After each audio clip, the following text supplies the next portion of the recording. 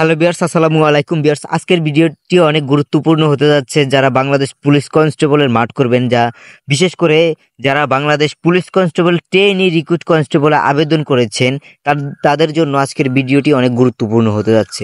Viewers, আজকের ভিডিওতে আমরা আলোচনা করব বাংলাদেশ পুলিশ কনস্টেবলের মাঠ করতে হলে কি কি কাগজপত্র আপনার মাঠে নিয়ে যেতে হবে। অর্থাৎ অনেকেই কিন্তু দেখা যাচ্ছে যে সঠিকভাবে সঠিক কাগজপত্র মাঠ পর্যন্ত নিয়ে যেতে পারে না, সেই কারণে সেই প্রার্থীর কিন্তু চাকরি হয় না, বরং তাকে আরো মাঠ থেকে বের করে দেয়। তো আজকের ভিডিওতে আমরা জানবো আপনার কোন কোন কাগজপত্র নিয়ে পুলিশ কনস্টেবলের মাঠে যেতে হবে। ভিউয়ার্স, আমরা যদি সর্বপ্রথমে দেখি admit card for physical endurance test, অর্থাৎ আপনার অ্যাডমিট কার্ড ফিজিক্যাল এন্ডুরেন্স টেস্টের ডাউনলোডকৃত 2 কপি, প্রিন্টেড 2 কপি আপনার নিতে হবে। এখন আমরা যদি আরেকটু ট্রান্সলেশন করি ভিউয়ার্স, দেখা যাচ্ছে যে আপনি যখন বাংলাদেশ পুলিশ কনস্টেবলে আবেদন করেছেন, আপনি নিজে করে থাকুন বা কোনো কম্পিউটার দোকানে গিয়ে করে থাকুন, যেভাবে আপনি যেই প্রক্রিয়া অবলম্বন করে করুন না কেন, আপনাকে কিন্তু দুটো অ্যাডমিট কার্ড ইউজার এবং পাসওয়ার্ড সহকারে আপনাকে কিন্তু ইউজার পাসওয়ার্ড দিয়েছে, সেই ইউজার পাসওয়ার্ড ব্যবহার করে কিন্তু আপনি 2টি কপি উদ্ধার করেছেন সেখান থেকে। সেই 2টি অ্যাডমিট কার্ড কিন্তু আপনাকে সেখানে নিয়ে যেতে হবে, প্রিন্টেড 2 কপি। এখন আসা যাক 2 নম্বরে শিক্ষাগত যোগ্যতার সনদপত্র, অর্থাৎ শিক্ষাগত যোগ্যতার সনদপত্র বলতে সাময়িক সনদপত্রের আপনাকে মূল কপি সেখানে নিতে হবে পুলিশ কনস্টেবলের মাঠে, বিশেষ করে ট্রেনি রিক্রুট কনস্টেবলের মাঠে।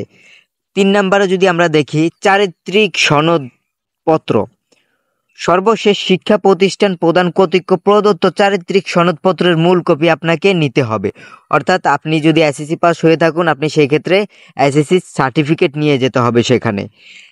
4 নম্বরে যদি আমরা দেখি নাগরিক সনদপত্র, জেলায় স্থায়ী বাসিন্দা, জাতীয়তার প্রমাণস্বরূপ ইউনিয়ন পরিষদ চেয়ারম্যান, সিটি কর্পোরেশনের মেয়র, পৌরসভা মেয়র, ওয়ার্ড কাউন্সিলর যা প্রযোজ্যের নিকট হতে স্থায়ী নাগরিকত্বের সনদপত্রের মূল কপি আপনাকে সেখানে নিয়ে যেতে হবে।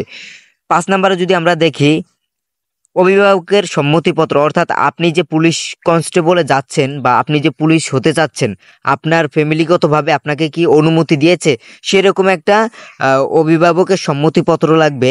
আইনানুগ অভিভাবক কর্তৃক প্রদত্ত সম্মতিপত্র পুলিশ ওয়েবসাইটে প্রদত্ত নমুনা অনুযায়ী আপনাকে একটি অভিভাবকের সনদপত্র দিতে হবে।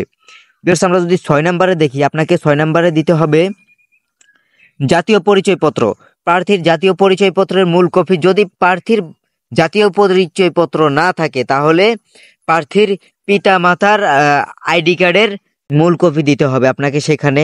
আর আপনার যদি না থাকে, সেই ক্ষেত্রে আপনি জন্ম নিবন্ধন ব্যবহার করতে পারেন, কোনো সমস্যা নেই। এখন আসা যাক 7 নম্বরে সরকারি গ্যাজেটেড কর্মকর্তা কর্তৃক সত্যায়িত 3 কপি সদ্য তোলা পাসপোর্ট সাইজের ছবি, অর্থাৎ আপনাকে কিন্তু 3 কপি ছবি লাগবে রঙিন কালারের, তাও আবার আপনাকে সত্যায়িত করা লাগবে। সেই 3টি কপি কিন্তু আপনাকে সরকার গ্যাজেট মানে সরকারি কর্মকর্তা দ্বারা আপনাকে সত্যায়িত করে নিতে হবে। এই ছিল 7 নম্বরের বিষয়।